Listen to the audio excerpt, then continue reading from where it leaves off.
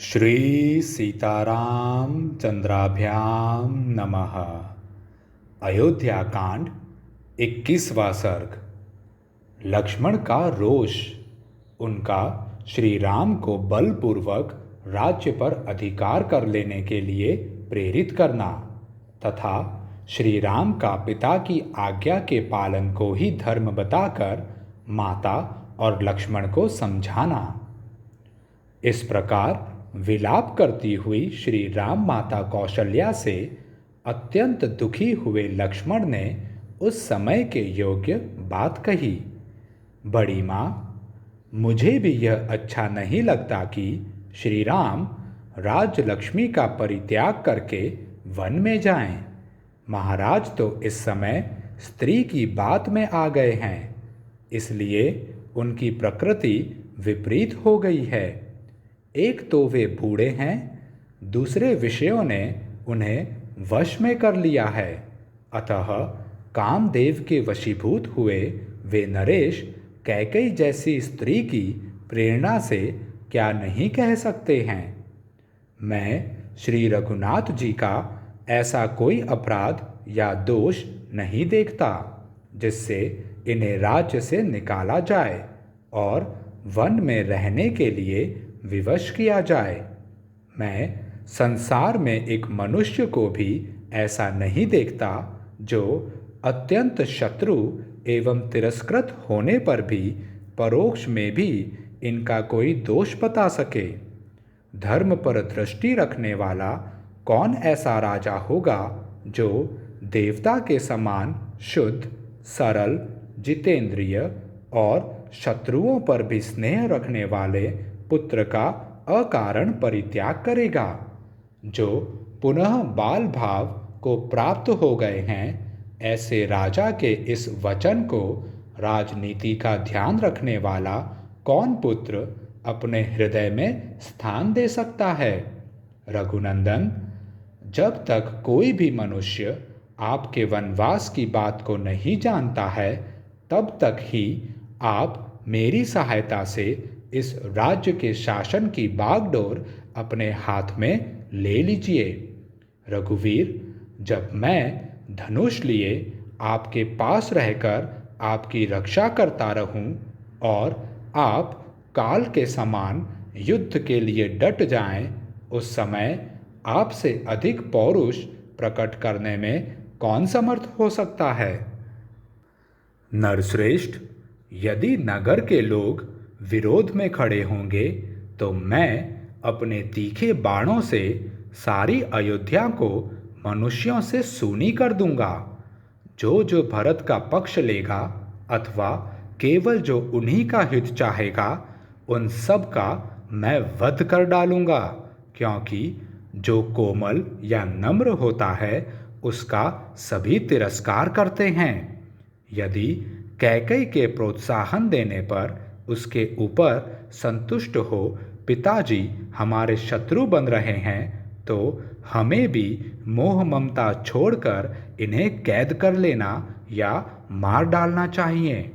क्योंकि यदि गुरु भी घमंड में आकर कर्तव्य का ज्ञान खो बैठे और कुमार्ग पर चलने लगे, तो उसे भी दंड देना आवश्यक हो जाता है। पुरुषोत्तम, राजा किस बल का सहारा लेकर अथवा किस कारण को सामने रखकर आपको न्यायतः प्राप्त हुआ यह राज्य अब कैकेयी को देना चाहते हैं। शत्रुदमन श्री राम, आपके और मेरे साथ भारी वैर बांधकर इनकी क्या शक्ति है कि यह राज्य लक्ष्मी ये भरत को दे दें। देवी, मैं सत्य, धनुष, दान तथा यज्ञ आदि की शपथ खाकर तुमसे सच्ची बात कहता हूँ कि मेरा अपने पूज्य भ्राता श्री राम में हार्दिक अनुराग है। देवी, आप विश्वास रखें, यदि श्री राम जलती हुई आग में या घोर वन में प्रवेश करने वाले होंगे तो मैं इनसे भी पहले उसमें प्रविष्ट हो जाऊंगा। इस समय आप, रघुनाथ जी तथा अन्य सब लोग भी मेरे पराक्रम को देखें। जैसे सूर्य उदित होकर अंधकार का नाश कर देता है, उसी प्रकार मैं भी अपनी शक्ति से आपके सब दुख दूर कर दूंगा। जो कैकेयी में आसक्तचित्त होकर दीन बन गए हैं, बाल भाव में स्थित हैं और अधिक बुढ़ापे के कारण निंदित हो रहे हैं, उन वृद्ध पिता को मैं अवश्य मार डालूंगा। महामनस्वी लक्ष्मण के ये ओजस्वी वचन सुनकर शोकमग्न कौशल्या श्री राम से रोती हुई बोली, बेटा, तुमने अपने भाई लक्ष्मण की कही हुई सारी बातें सुन ली। यदि जचे तो अब इसके बाद तुम जो कुछ करना उचित समझो उसे करो। मेरी सौत की कही हुई अधर्मयुक्त बात सुनकर मुझ शोक से संतप्त हुई माता को छोड़कर तुम्हें यहाँ से नहीं जाना चाहिए। धर्मिष्ठ, तुम धर्म को जानने वाले हो, इसलिए यदि धर्म का पालन करना चाहो तो यहीं रहकर मेरी सेवा करो और इस प्रकार परम उत्तम धर्म का आचरण करो। वत्स, अपने घर में नियम पूर्वक रहकर माता की सेवा करने वाले काश्यप उत्तम तपस्या से युक्त हो स्वर्गलोक में चले गए थे। जैसे गौरव के कारण राजा तुम्हारे पूज्य हैं, उसी प्रकार मैं भी हूँ। मैं तुम्हें वन जाने की आज्ञा नहीं देती, अतः तुम्हें यहाँ से वन को नहीं जाना चाहिए। तुम्हारे साथ तिनके चबाकर रहना भी मेरे लिए श्रेयस्कर है, परंतु तुमसे विलग हो जाने पर न मुझे इस जीवन से कोई प्रयोजन है और न सुख से। यदि तुम मुझे शोक में डूबी हुई छोड़कर वन को चले जाओगे तो मैं उपवास करके प्राण त्याग दूंगी, जीवित नहीं रह सकूंगी। बेटा, ऐसा होने पर तुम संसार प्रसिद्ध वह नरक तुल्य कष्ट पाओगे जो ब्रह्म हत्या के समान है और जिसे सरिताओं के स्वामी समुद्र ने अपने अधर्म के फल रूप से प्राप्त किया था।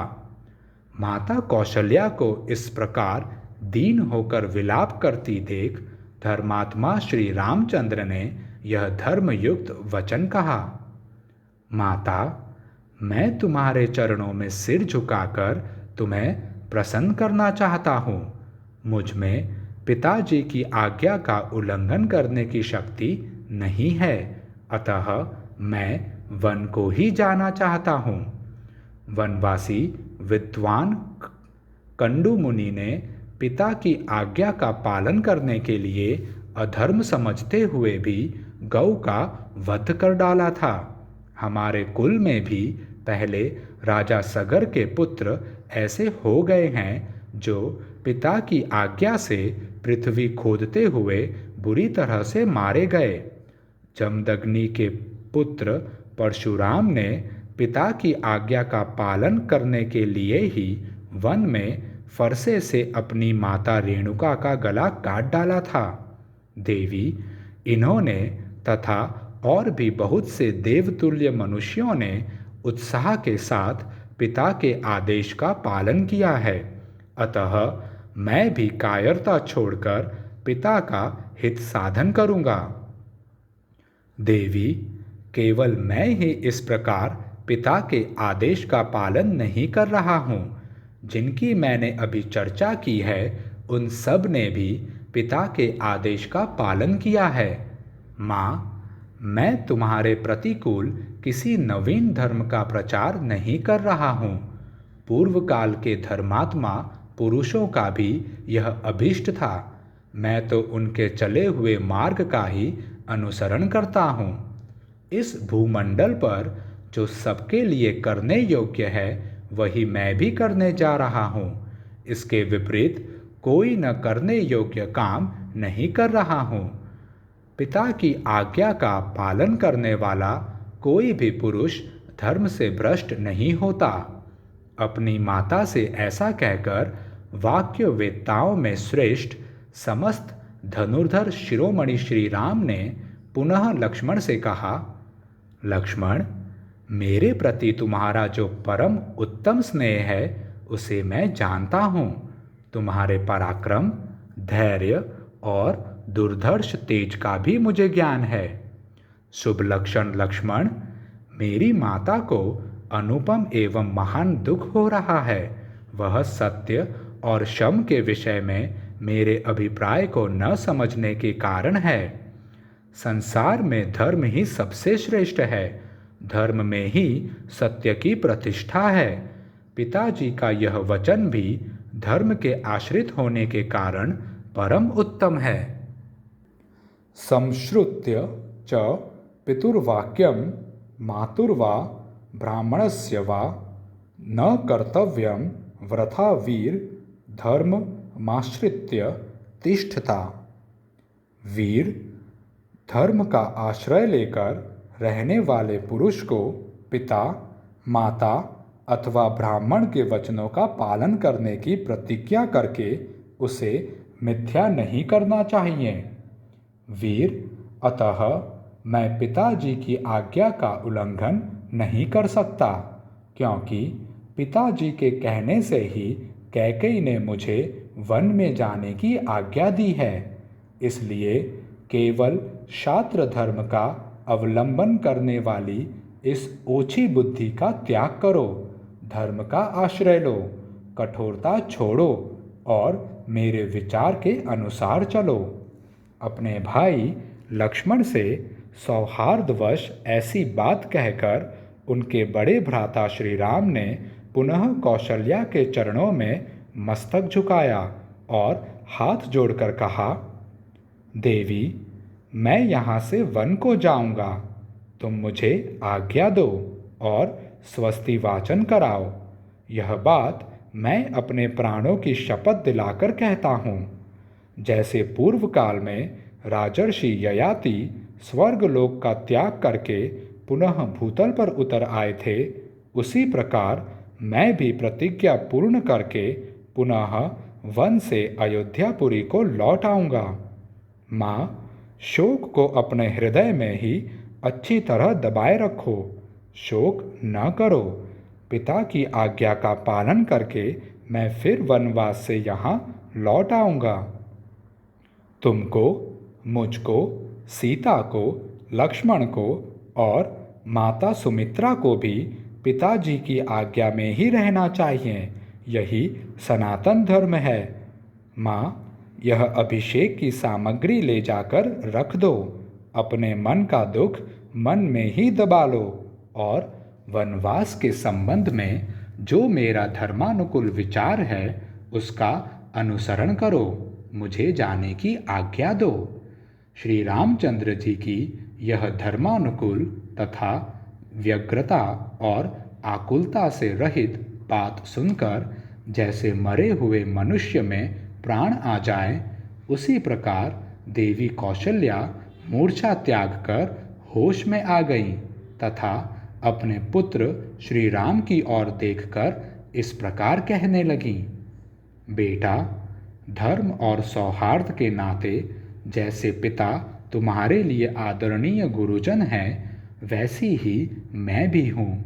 मैं तुम्हें वन में जाने की आज्ञा नहीं देती।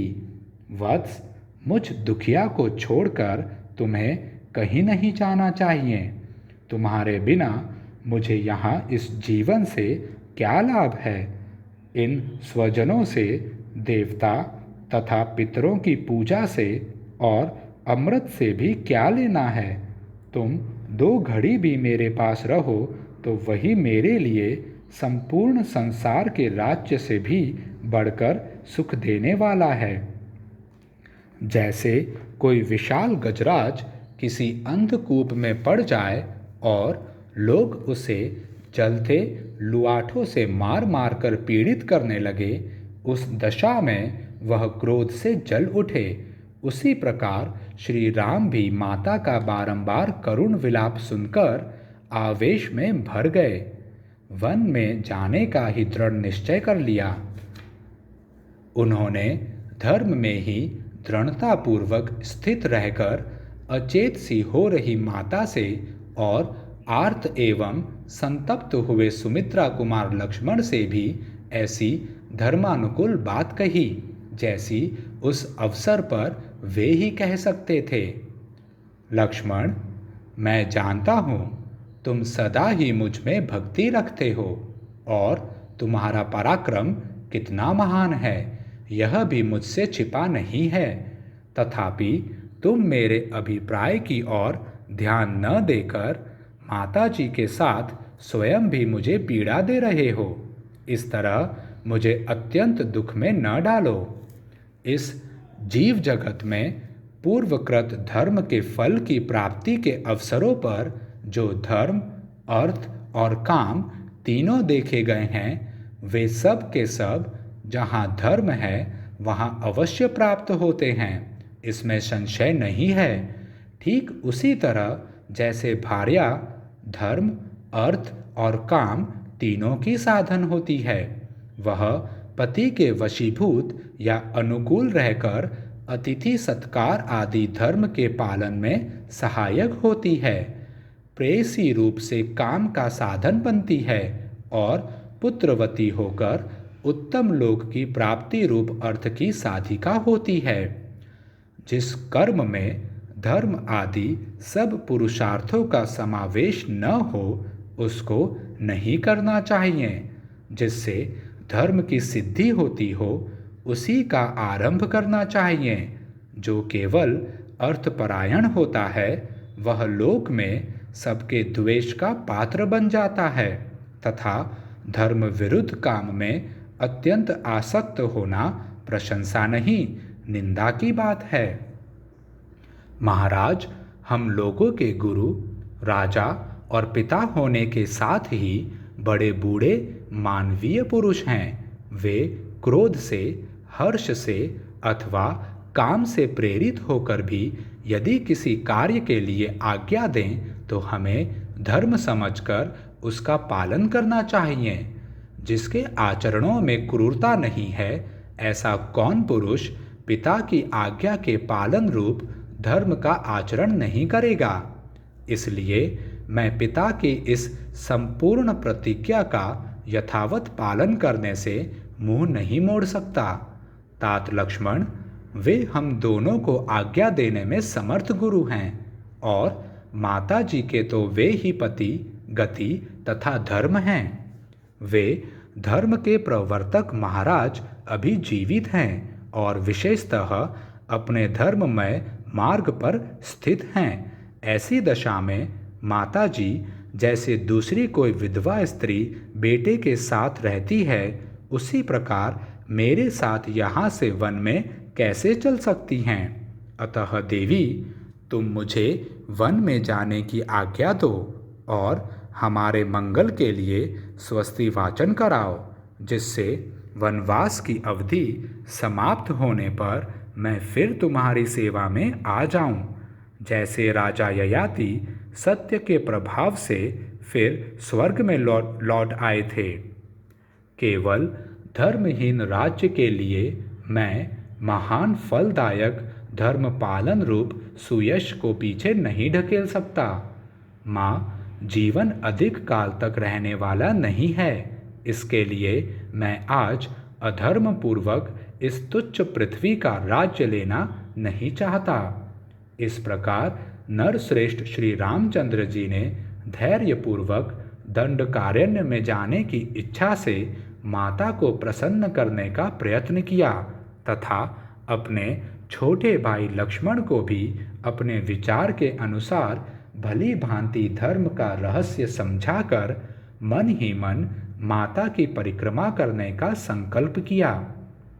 इस प्रकार श्री वाल्मीकि निर्मित आर्ष रामायण आदि काव्य के अयोध्या कांड में 21वां सर्ग पूरा हुआ। जय श्री राम।